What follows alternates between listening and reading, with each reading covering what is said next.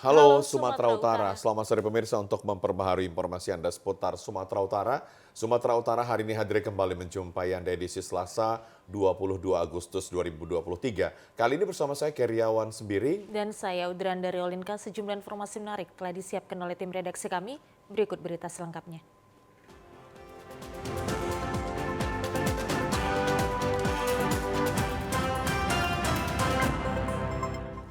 Pemirsa, proses pencarian seorang pelajar Rahelifa Berliana Malau yang duduk di kelas 1 SMA Negeri 1 Ronggurnihuta, Kecamatan Ronggurnihuta, Kabupaten Samosir, diduga hilang terbawa arus sungai setelah jatuh dari sepeda motor di jembatan Siponot, belum berhasil ditemukan oleh tim SAR gabungan hingga hari ini.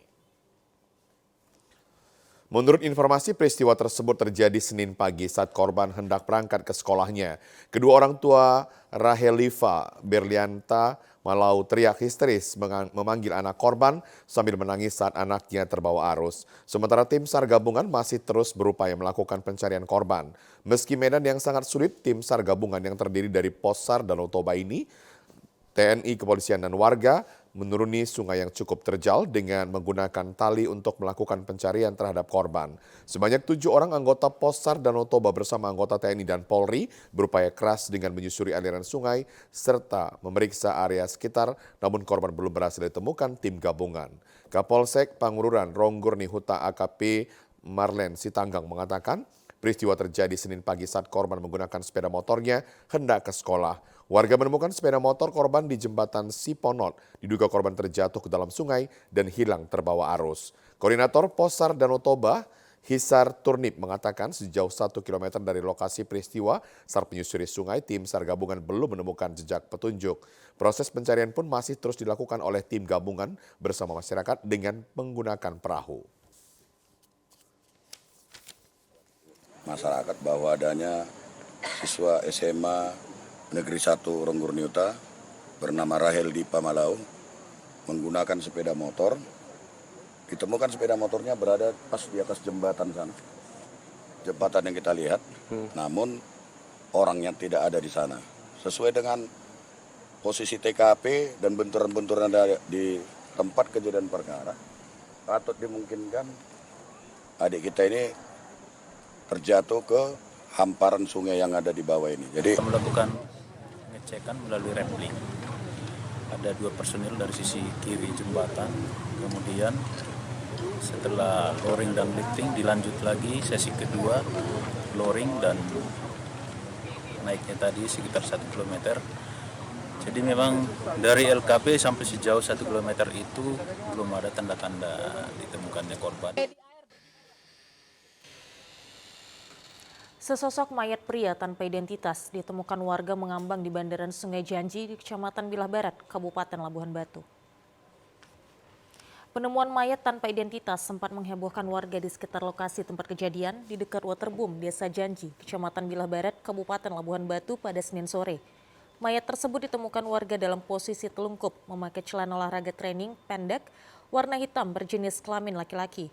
Polisi yang mengetahui penemuan mayat tersebut dari laporan warga langsung turun ke lokasi dan kemudian mengevakuasi mayat tanpa identitas dengan tandu dan dibawa ke Rumah Sakit Umum Daerah Rantau Prapat untuk divisum.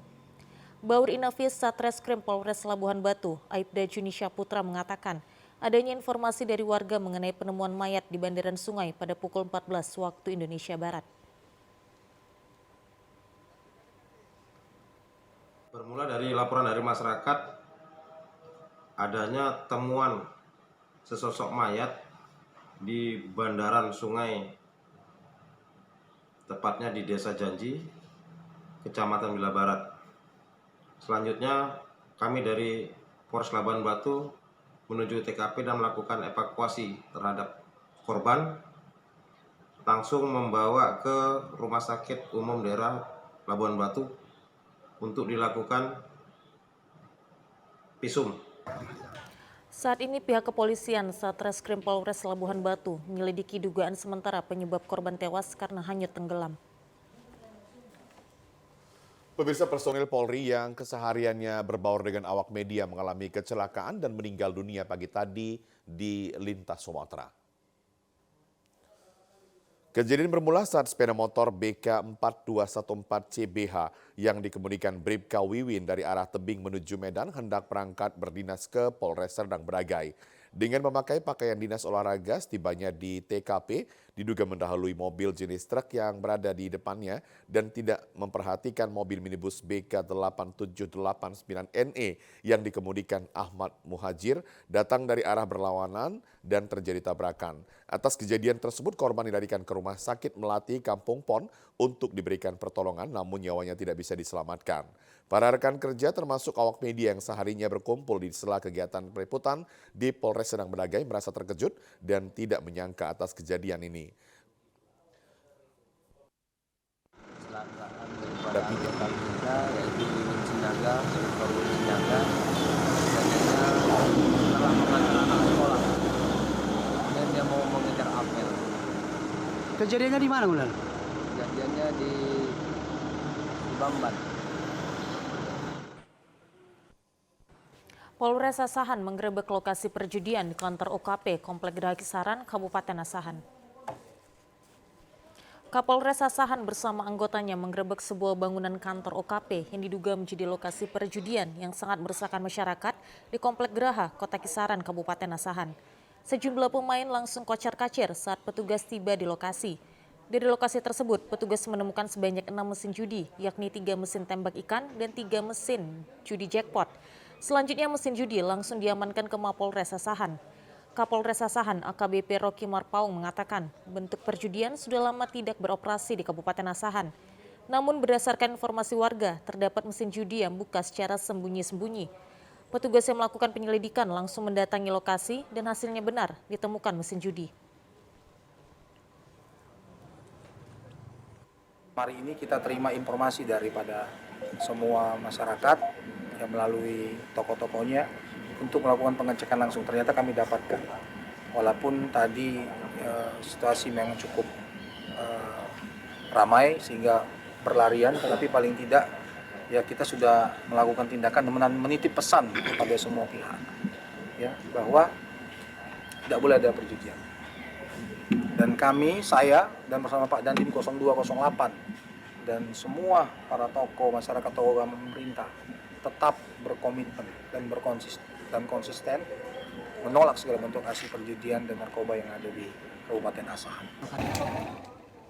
Polres Asahan akan terus menyelidiki kepemilikan mesin judi dan akan menindak tegas segala bentuk perjudian dan narkoba di Kabupaten Asahan. Pemirsa, Polda Sumatera Utara melalui Direktorat Kriminal Khusus menangkap mantan anggota DPRD Sumut yang diduga sebagai pemilik pangkalan gas oplosan. Penyidik Unit 3 Subdit Direktorat Kriminal Khusus Polda Sumatera Utara melakukan penangkapan Indra Alamsyah, mantan anggota DPRD Sumut atas dugaan tindak pidana penyalahgunaan gas LPG 3 kg subsidi.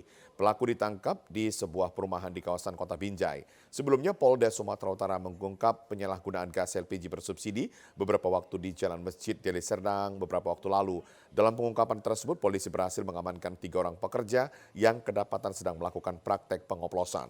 Kepala Bidang Humas Polda Sumatera Utara Kombes Pol Hadi Wahyudi mengatakan berdasarkan hasil penyelidikan tim mendapat info tempat persembunyian tersangka di Kota Binjai dan penyelidik langsung bergerak ke perumahan Alum Permai, Desa Payaroba, Kota Binjai.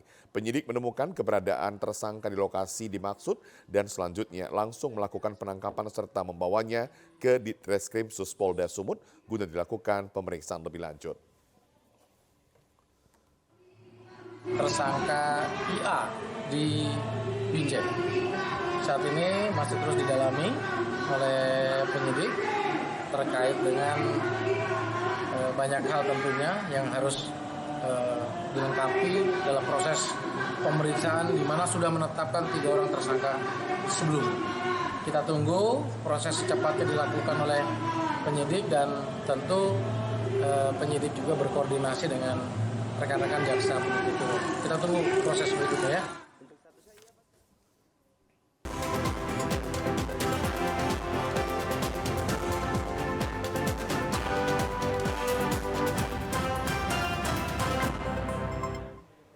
Terima Terima kasih Anda masih menyaksikan Sumatera Utara hari ini. Universitas Negeri Medan mewisuda sebanyak 1.377 sarjana dan pasca sarjana periode Agustus 2023 di Gedung Serbaguna Unimed Medan pagi tadi. 1.377 wisudawan yang diwisuda berasal dari 140 program pasca sarjana, 168 fakultas ilmu pendidikan, 179 lulusan fakultas bahasa dan seni, 88 fakultas ilmu sosial, 337 fakultas matematika dan ilmu pengetahuan alam, 155 fakultas teknik, 106 fakultas ilmu keolahragaan, dan 204 fakultas ekonomi. Rektor Unimed Profesor Samsul Gultom dalam sambutannya mengatakan seluruh sivitas akademika Unimed menyampaikan selamat atas kelulusan yang sudah diraih sesuai dengan bidang ilmu masing-masing. Unimed juga menyampaikan terima kasih kepada orang tua wali wisudawan yang telah mempercayakan putra-putrinya untuk menuntut ilmu di Universitas Negeri Medan. Semoga melalui gelar sarjana yang sudah diraih dapat mengantarkan wisudawan ke gerbang kesuksesan untuk menyongsong masa depan yang gemilang dan dapat membahagiakan kedua orang tua serta keluarga. Kepada para wisudawan, Rektor menjelaskan wisuda yang dilaksanakan hari ini bukan menyatakan masa belajar para wisudawan sudah berakhir, justru harus dijadikan sebagai titik awal perjuangan baru dalam mengimplementasikan skill dan kemampuan yang sudah dimiliki selama studi di Unimed.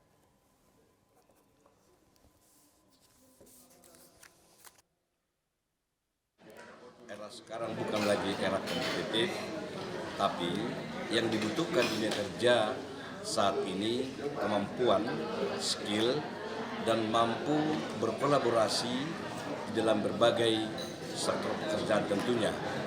Ada 10 skill atau kompetensi yang dibutuhkan untuk di masa depan, yaitu terdiri dari ilmuwan yang kreatif, kemampuan untuk menyelesaikan masalah, kerjasama tim atau kolaborasi, punya leadership, dan juga kemampuan negosiasi dan juga manajemen waktu, kemampuan mengambil keputusan, kemampuan mengendalikan emosi, berpikir kritis, dan punya jaringan atau networking.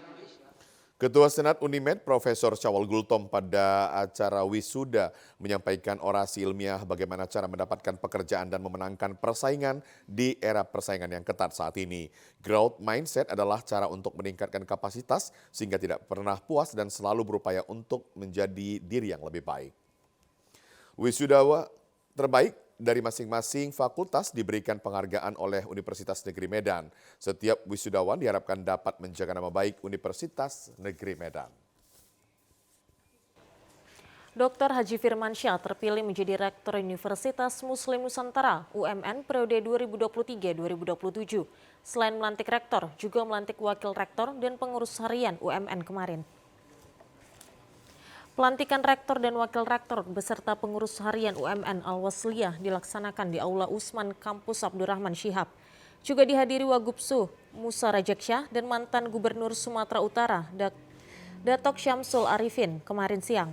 Melalui rapat Senat Universitas Muslim Nusantara UMN Al-Wasliyah secara aklamasi, Firmansyah terpilih sebagai rektor UMN periode 2023-2027 dan Anwar Sadat sebagai wakil rektor 1, Dedi Juliandri Panjaitan Wakil Rektor 2, dan Samsul Bahri sebagai Wakil Rektor 3.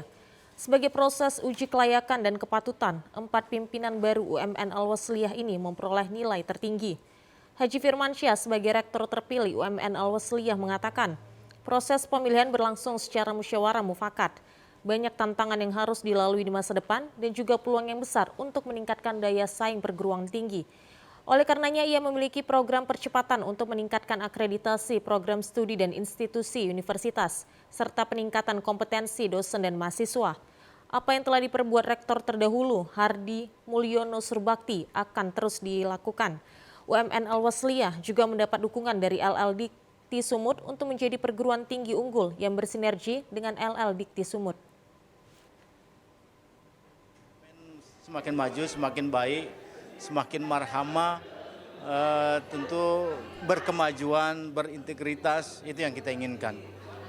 Bisa bersaing dengan perguruan tinggi yang lain. Ya, prestasi ketika Pak Hardi Rektor luar biasa. Tentu kita berharap bisa mengimbangi lah, meskipun tidak bisa menyamai, tapi paling tidak kita bisa berbuat yang lebih baik di masa kepemimpinan kita 4 tahun ke depan.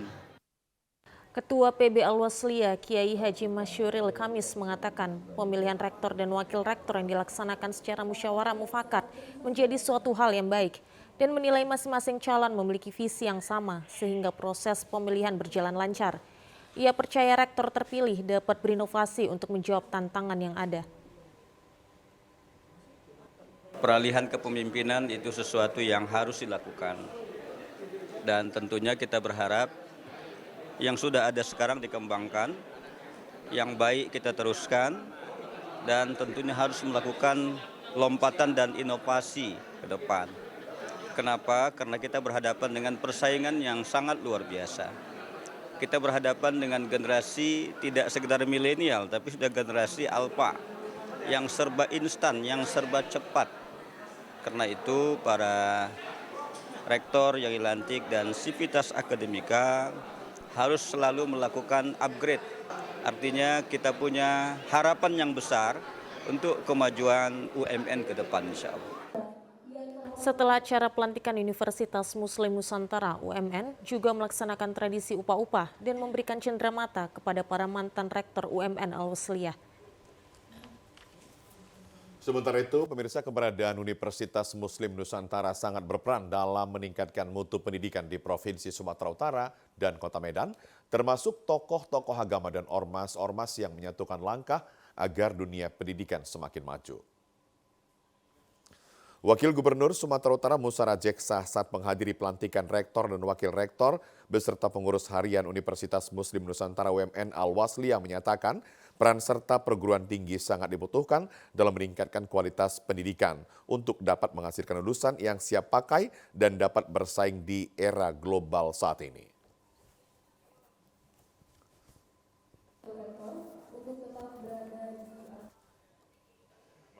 Lanjutkan apa yang menjadi program yang sudah baik dengan rektor yang baru Pak Firman dan Pak Ardi yang sudah membangun UMN ini dari awal bisa dilanjutkan, dan seperti harapan juga Ketua PB Al-Wasliyah mempunyai inovasi-inovasi baru dalam pengembangan dunia pendidikan perguruan tinggi.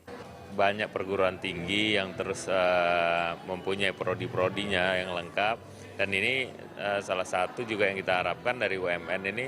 Tadi saya tanya dengan Pak Ardi juga bagaimana untuk menjadi juga fakultas kedokteran, itu ya baik itu di Univanya, cuman ini perlu proses dan mudah-mudahan pemerintah nanti semakin banyak perannya untuk perguruan-perguruan tinggi swasta supaya bisa mampu tumbuh berkembang dan bersaing juga dengan perguruan tinggi.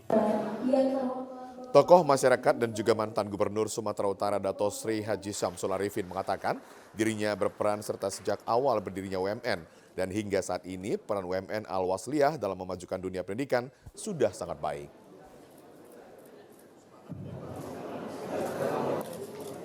Alhamdulillah saya mengikuti dari nolnya Hardi. Sampai dia bisa mengantarkan seperti ini saya terkejut lah. Artinya didapat hidayah Allah dia ya kan.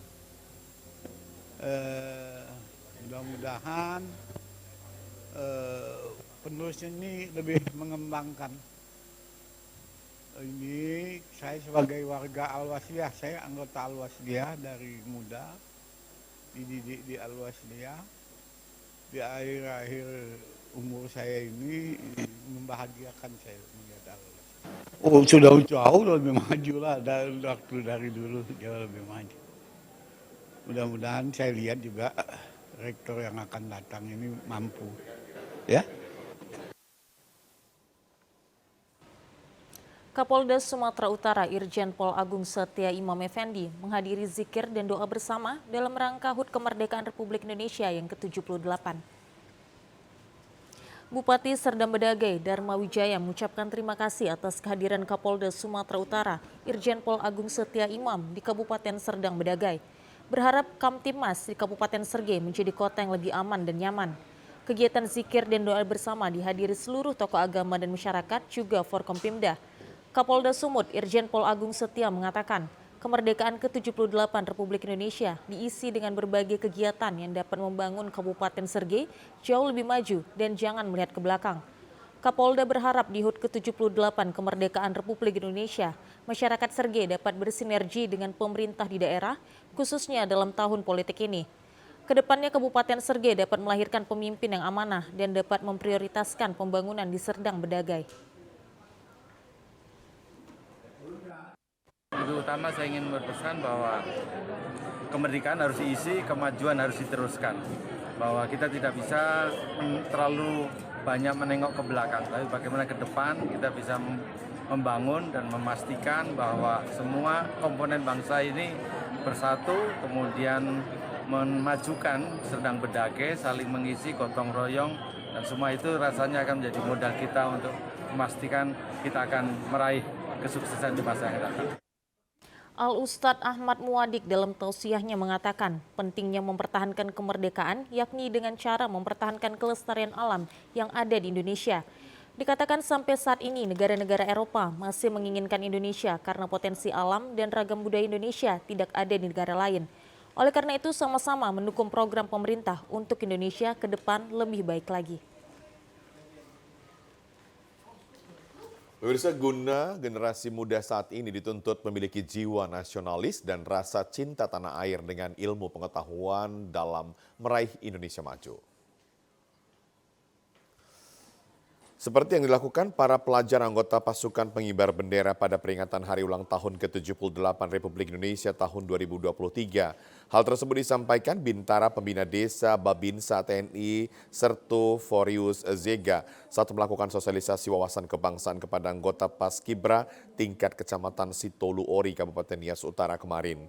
Meskipun penyelenggaraan upacara peringatan HUT ke-78 Republik Indonesia telah usai, namun pengulangan pengetahuan berbagai pengalaman ilmu disiplin dan materi pembekalan terkait wawasan kebangsaan dan bentuk implementasi tema terus melaju untuk Indonesia maju masih disediakan ruang diskusi oleh Babinsa TNI dan Babin Kamtibmas Polri daerah itu. Kalangan pelajar dan anggota Paskibra yang kini telah kembali pada satuan pendidikan masing-masing diharapkan menjadi pelaku utama serta teladan dalam menerapkan jiwa nasionalis dan rela berkorban seperti diwarisi para pahlawan yang memperjuangkan kemerdekaan Indonesia. Implementasinya dapat melalui sikap tekun belajar serta melakukan inovasi keterampilan yang mendukung kemajuan diri sendiri, lingkungan, keluarga, bahkan di tengah masyarakat. Kita memaparkan tentang wawasan kebangsaan, tentang visi mencintai tanah air, dan pentingnya nilai-nilai perjuangan itu sendiri. Kita berharap ke depan adik-adik Paski menjadi motor di tengah-tengah masyarakat, ya, untuk lebih mencintai lagi NKRI, menjunjung tinggi nilai-nilai budaya juga di daerah setempat.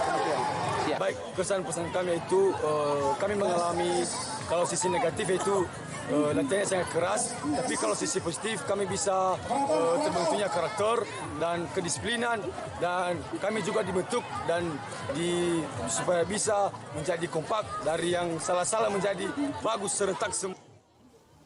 Khusus bagi anggota Paskibra tahun 2023 Kecamatan Sitolu Ori yang telah tampil sukses menjalankan tugas, berharap adanya pertemuan rutin dengan para pelatih untuk berkonsultasi dan mendapatkan pembinaan. Guna mewujudkan kinerja serta fungsi tugas, personel wilayah hukum Mapolsek Polres Labuhan Batu berikan 2 unit mobil patroli kepada 2 polsek di wilayah hukum Polres Labuhan Batu kemarin sore. Dalam mewujudkan polisi presisi serta meningkatkan fungsi tugas bagi personel di lapangan dan melayani masyarakat, khususnya bagi masyarakat Labuhan Batu di wilayah daerah pesisir. Dalam hal ini Polres Labuhan Batu berikan 2 unit mobil patroli, yakni 1 unit mobil kepada Polsek Panai Tengah dan 1 unit mobil patroli kepada Polsek Panai Hilir. 2 unit mobil patroli ini diserahkan sebagai transportasi bagi personel di lapangan dalam melayani masyarakat serta meningkatkan kinerja personel di wilayah hukum Polsek setempat. Wakapolres Labuhan Batu, Kompol Hermansyah menjelaskan, penyerahan 2 unit mobil patroli ini guna meningkatkan kinerja dari para personel di jajaran Mapolsek, terutama dalam kegiatan patroli malam sesuai perintah Kapolda Sumatera Utara. Pihaknya harus membuat zona aman dan rasa aman di wilayah hukumnya. Untuk kali ini diberikan ada 2 polsek. Hari ini yang karena ada kendaraan kita yang selama ini digunakan operasional di Polres, kita berikan ke polsek, termasuk Polsek Panai Tengah 1, kemudian Polsek panai hilir 1 atau Berombang. Jadi 2 unit kita berikan. Diharapkan dengan pemberian 2 unit mobil ini, Polsek dapat meningkatkan fungsi tugas serta meningkatkan dalam melayani serta menciptakan rasa aman bagi masyarakat di wilayah hukum Mapolseknya.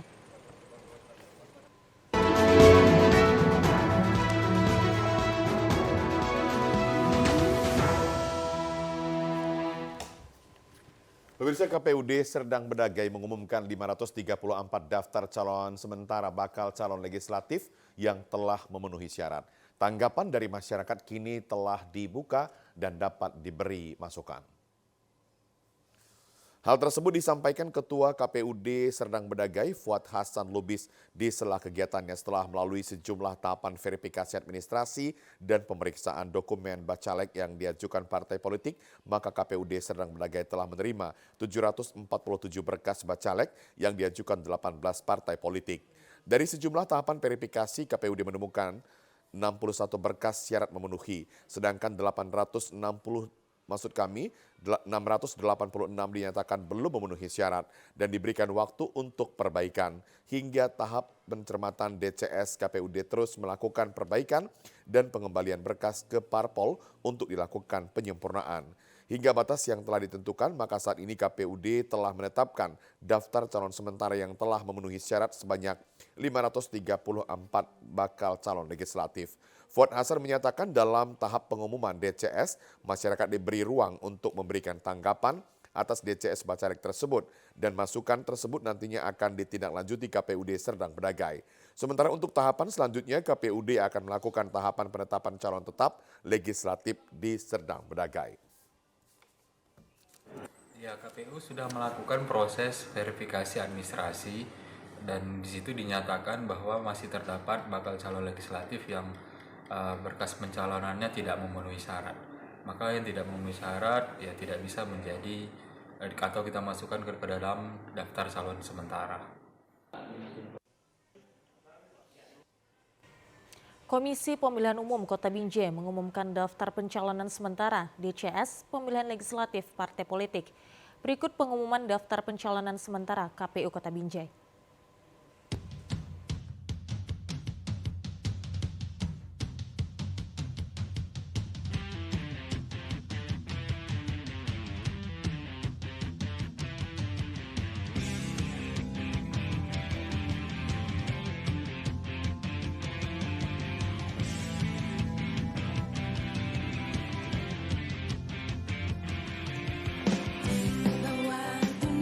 Untuk gunakan hak pilih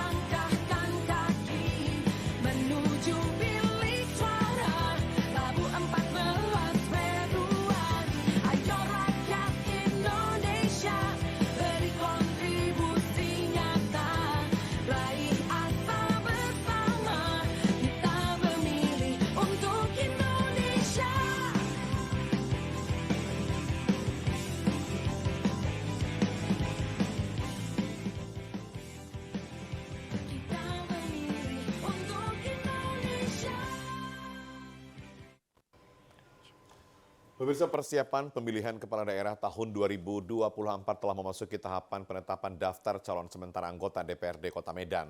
KPU Kota Medan tetapkan daftar calon sementara sebanyak 830 dari 18 partai politik. Sebanyak 830 daftar calon sementara anggota DPRD Kota Medan telah ditetapkan oleh KPU Kota Medan untuk pemilihan legislatif tahun 2024 mendatang. Keputusan itu telah ditetapkan langsung oleh Ketua KPU Kota Medan pada Minggu ke-3 bulan Agustus 2023 di kantor KPU Kota Medan, Jalan Kejaksaan Medan, Sumatera Utara kemarin. Dari jumlah keseluruhan daftar calon sementara tersebut, sebanyak 541 merupakan laki-laki dan 289 dari kaum perempuan. Selain penetapan daftar calon sementara, KPU Kota Medan juga menetapkan sebanyak 62 orang masuk dalam daftar tidak memenuhi syarat. Komisioner KPU Kota Medan Muhammad Rinaldi Khair mengatakan bacalek yang masuk dalam daftar tidak memenuhi syarat tersebut dikarenakan tidak lulus verifikasi dokumen seperti ijazah sekolah, sehingga KPU Kota Medan menetapkan 830 bacalek masuk dalam daftar calon sementara DPRD Kota Medan. 18 partai politik tersebut ada 830 daftar calon sementara yang sudah kami tetapkan. Nah, sebelumnya kami menerima ada 892 daftar bakal calon dari 18 partai politik. Namun setelah dilakukan verifikasi administrasi, baik itu yang di awal hingga sampai pada perbaikan, ada 62 total jumlah bakal calon yang TMS atau tidak memenuhi syarat. Sehingga yang kami tetapkan hanya 830. Pasca penetapan daftar calon sementara anggota DPRD Kota Medan, KPU Kota Medan membuka pengaduan masyarakat untuk menanggapi penetapan daftar calon sementara tentang adanya syarat yang tidak memenuhi syarat verifikasi dokumen. Pengaduan ini telah dibuka sejak 19 Agustus hingga 28 Agustus 2023.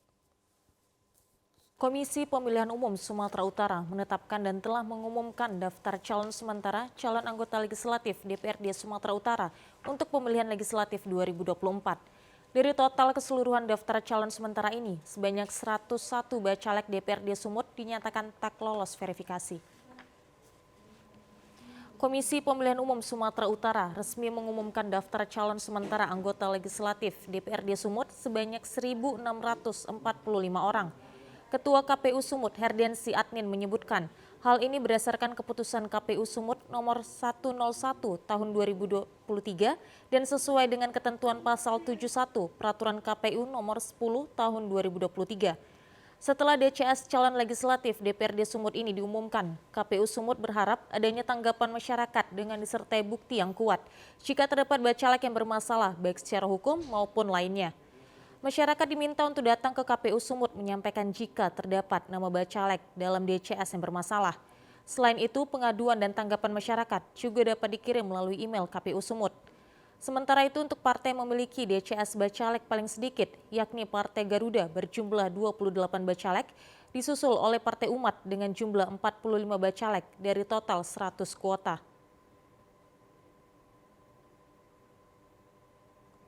Pertama, kami sudah mengumumkan ya DCS untuk DPRD Provinsi Sumatera Utara, dan ini ruang bagi masyarakat untuk memberikan tanggapan. Sejauh nanti ada tanggapan masyarakat terkait dengan pengumuman DCS ini, sejauh nanti ada bukti, maka kami akan melakukan tindak lanjut, lakukan verifikasi terhadap tanggapan yang disampaikan oleh masyarakat. Tapi sampai sejauh ini belum ada tanggapan, dan pasti kami nanti akan lakukan evaluasi ya. Jumlah keterwakilan perempuan dalam daftar calon sementara yang telah diumumkan KPU Sumut yakni sebesar 30%. KPU berharap masyarakat dapat proaktif dalam menanggapi DCS yang telah diumumkan ini. Pemirsa, Komisi Pemilihan Umum Daerah KPUD Kabupaten Labuhan Batu telah menetapkan bakal calon legislatif bacalek DPRD Kabupaten Labuhan Batu sebanyak 583 bacalek pada 18 Agustus 2023. 716 peserta bacalek yang diajukan Partai Politik Parpol di KPUD Labuhan Batu telah mengumumkan daftar calon sementara DCS sebanyak 583 bacalek Kabupaten Labuhan Batu pada 18 Agustus kemarin. Komisioner KPUD Divisi Teknis dan Penyelenggaraan Muhammad Ripai Harahap menjelaskan dari 716 peserta bacalek yang tidak memenuhi syarat TMS calon peserta sebanyak 133. Para peserta rata-rata tidak melengkapi persyaratan administrasi di KPUD Labuhan Batu. Selain itu, KPUD Labuhan Batu sedang melakukan tahapan tanggapan masyarakat terkait daftar calon sementara yang telah ditetapkan KPUD Labuhan Batu 583 calon bacalek DPRD Kabupaten Labuhan Batu. Dalam tahapan ini, masyarakat dapat memberikan tanggapan serta masukan terkait dokumen persyaratan yang diajukan partai politik dari masing-masing anggota legislatifnya. Masukan masyarakat dapat diberikan langsung ke KPUD Labuhan Batu dari rentang waktu 19 Agustus sampai dengan 28 Agustus mendatang. Baik, pertama KPU Labuhan Batu telah menetapkan daftar calon sementara anggota DPRD Kabupaten Labuhan Batu pada tanggal 18 Agustus tahun 2003 kemarin. Dari 716 yang diajukan oleh partai politik, kita tetapkan memenuhi syarat sebanyak 583 dan tidak memenuhi syarat sebanyak 133. Sehingga jumlah yang diajukan sebanyak 716 bakal calon. Pada saat ini kita lagi tahapan tanggapan masyarakat terkait dengan daftar calon sementara yang kita tetapkan sebanyak 583 calon. Selanjutnya, masyarakat dapat memberikan masukan dan tanggapan terkait dengan dokumen persyaratan yang diajukan partai politik dari masing-masing calon anggota legislatifnya. Tahapan selanjutnya adalah pengajuan calon pengganti sementara pasca masukan dan tanggapan masyarakat dimulai 14 September sampai 20 September 2023. Pemirsa, berikut informasi perakiraan cuaca di sejumlah daerah di Sumatera Utara dari Badan Meteorologi, Klimatologi, dan Geofisika Wilayah 1 Medan berlaku pada hari Rabu 23 Agustus 2023. Halo Sobat BMKG, senang sekali saya Christine Afrin Matondang, Perakirawan Balai Besar BMKG Wilayah 1 Medan, kembali hadir untuk menyampaikan update informasi perakiraan cuaca dan hotspot di wilayah Sumatera Utara Rabu 23 Agustus 2023. Pada pagi hari, kondisi cuaca diprediksi berpotensi hujan ringan, yaitu di wilayah Labuhan Batu Utara dan Labuhan Batu. Untuk siang hingga sore hari, kondisi cuaca diprediksi berpotensi hujan ringan hingga lebat di sebagian besar wilayah Sumatera Utara. Dengan potensi hujan lebat terjadi di area Langkat, Asahan, Simalungun, Humbanghas, Toba, Tapanuli Utara, Madinah, dan sekitarnya. Untuk malam hari, kondisi cuaca diprediksi hujan sedang hingga hujan lebat di sebagian besar wilayah Sumatera Utara dengan potensi hujan lebat terjadi di wilayah Langkat, Tapanuli Utara, Pakpak Barat, Dairi, Karo, Madinah, Samosir, dan sekitarnya. Untuk dini hari, kondisi cuaca diprediksi berawan di wilayah Sumatera Utara. Suhu udara berkisar antara 16 sampai 32 derajat Celcius dengan kelembaban udara 60 sampai 98%. Adapun arah angin bertiup dari arah tenggara hingga barat daya dengan kecepatan 10 sampai 30 km per jam. Untuk titik panas, per tanggal 21 Agustus 2023, terpantau 1 titik panas di wilayah Sumatera Utara, tepatnya di Kabupaten Serdang Bedagai. Kepada masyarakat, kami tetap memberikan himbauan agar tetap waspada terhadap adanya potensi hujan dengan intensitas sedang hingga lebat di sebagian wilayah Sumatera Utara, yaitu tepatnya di lereng timur, lereng barat, pegunungan hingga lereng barat, yang dapat berpotensi mengakibatkan banjir dan longsor. Demikian informasi ini dapat kami sampaikan, kiranya informasi ini dapat bermanfaat dan sampai bertemu kembali. Pemirsa, TVRI Sumatera Utara baru-baru ini menyelenggarakan acara Focus Group Discussion FGD mengangkat tema TVRI di era digital, menghadirkan Ketua Dewan Pengawas LPP TVRI Agus Sudibyo. Digitalisasi siaran yang lebih dulu diterapkan negara lain kini diterapkan di Indonesia, memberikan peluang dan tantangan baru pada industri penyiaran tanah air. Sebagai pioner stasiun televisi yang lebih dulu melakukan analog switch off, TVRI berkomitmen mensukseskan program penyiaran digital. Kesiapan dari aspek sumber daya manusia dan teknologi telah dilakukan TVRI secara matang hingga menjadikan TVRI sebagai salah satu stasiun televisi yang paling siap bertransformasi ke penyiaran digital. Ketua Dewan Pengawas LPP TVRI Agus Sudibyo mengatakan lembaga penyiaran harus bertransformasi menuju pemantauan media penyiaran baru sebagai sarana untuk mendistribusikan konten dan berinteraksi dengan halayak. Peran TVRI menjalankan fungsi publik, informasi, dan komunikasi berdasarkan visi sebagai lembaga penyiaran publik. Berbeda dengan televisi swasta, dalam menyongsong penyiaran TV digital yang sudah berlangsung saat ini, TVRI terus berupaya memberikan siaran yang berkualitas hingga dapat membawa TVRI menuju lembaga penyiaran berkelas dunia. Hal-hal yang perlu dibenahi dari TVRI adalah bagaimana TVRI bisa hadir menjadi sumber informasi, wacana, hiburan untuk generasi milenial, generasi muda. Dan untuk itu TVRI harus mengombinasikan antara siaran terestrial dengan siaran yang hadir tayang di medium-medium baru.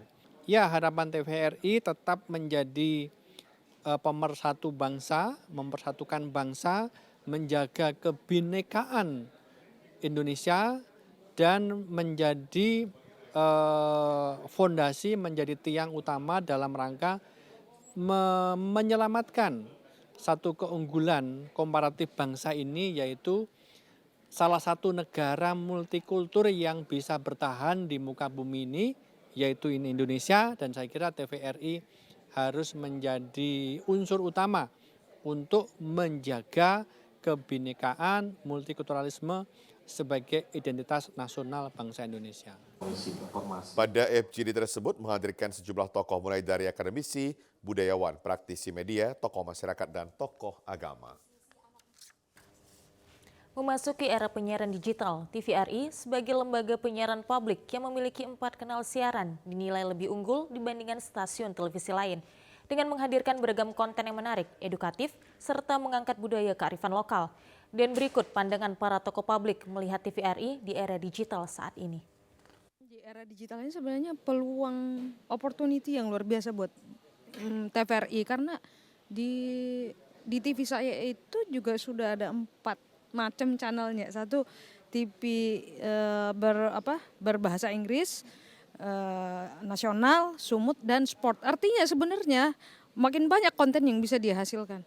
Jadi sebenarnya makin banyak jualan nih, bisa makin banyak banyak viewer. Artinya dia nggak seperti dulu lagi gitu yang kesannya kalangan boomer atau kalangan orang tua gitu. Tapi sekarang dia lebih lu mau apa gitu, kayaknya TVRI bisa nyediain sih. Pandangan saya untuk TVRI sebagai lembaga penyiaran publik yang dalam hal ini memasuki era digital harus tetap mempertahankan karakteristik ya sebagai lembaga penyiaran publik yang tadinya dianggap sebagai corong pemerintah, ini sekarang diserahkan kepada milik publik gitu ya, mempertahankan tetap integriti, berita tanpa hoax ya, lalu keberimbangan.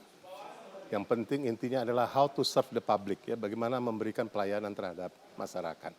Dan harus dikenali bahwa TVRI ini memiliki dalam era digital ini adalah pangsa pasar yang pasti, yaitu daerah kita yang beribu-ribu pulau ya, pedesaan, rural.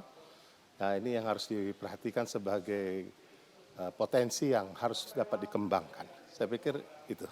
Nah saya melihat dalam waktu 40 tahun TVRI paling tidak Sumatera Utara ini sudah banyak bertransformasi, ya sudah mengikuti arus zaman seperti di banyak negara lainnya. Hanya saja yang memang masih perlu ditingkatkan itu adalah bagaimana untuk mendapatkan hati dan pasar di kalangan anak muda, millennials ya. Nah untuk itu salah satunya adalah digitalisasi sehingga siaran lebih baik ditangkap dan juga kualitas pasti jauh lebih baik. Hanya saja juga selain itu adalah konten-konten yang memang menarik untuk kalangan muda itu harus diperbanyak dan juga waktunya dipersingkat sehingga lebih banyak acara yang mendekati real time-nya. Ya, pemirsa, informasi tadi mengakhiri Sumatera Utara hari ini. Mewakili seluruh kerabat kerja yang bertugas, saya Keriawan Sebiring. Dan saya Udrandi Rolinka mengucapkan terima kasih atas perhatian Anda. Selamat sore dan sampai jumpa.